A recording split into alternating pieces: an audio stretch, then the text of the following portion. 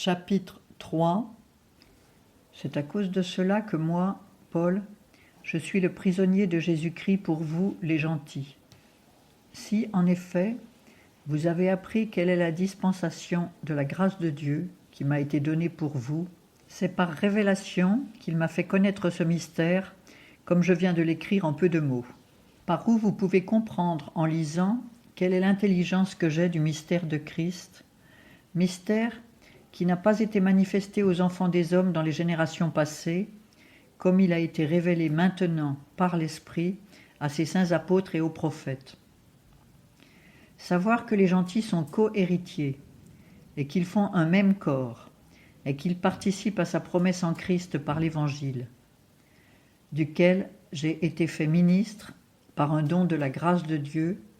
qui m'a été donné par l'efficace de sa puissance. C'est à moi, le moindre de tous les saints, qu'a été donnée cette grâce d'annoncer parmi les gentils les richesses incompréhensibles de Christ, et de mettre en évidence devant tous quelle est la dispensation du mystère caché de tout temps en Dieu, qui a créé toutes choses par Jésus-Christ, afin que la sagesse de Dieu, infiniment diverse, soit maintenant manifestée par l'Église aux principautés et aux puissances dans les lieux célestes, selon le dessein qu'il avait formé de tout temps et qu'il a exécuté par Jésus-Christ notre Seigneur, en qui nous avons la liberté de nous approcher de Dieu avec confiance par la foi que nous avons en lui. C'est pourquoi je vous demande de ne pas vous décourager à cause des afflictions que j'endure pour vous.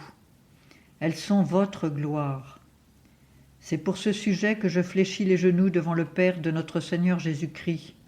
de qui toute famille, dans les cieux et sur la terre, tire son nom, afin que, selon les richesses de sa gloire, il vous donne d'être puissamment fortifiés par son esprit dans l'homme intérieur, afin que Christ habite dans vos cœurs par la foi, et que, enracinés et fondés dans la charité,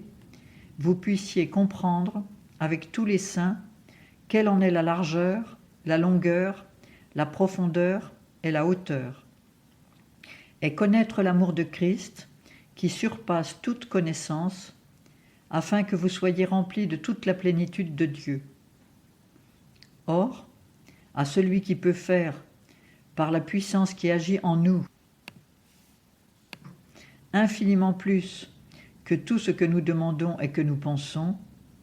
à lui soit la gloire dans l'Église, par Jésus-Christ, dans tous les âges, au siècle des siècles. Amen.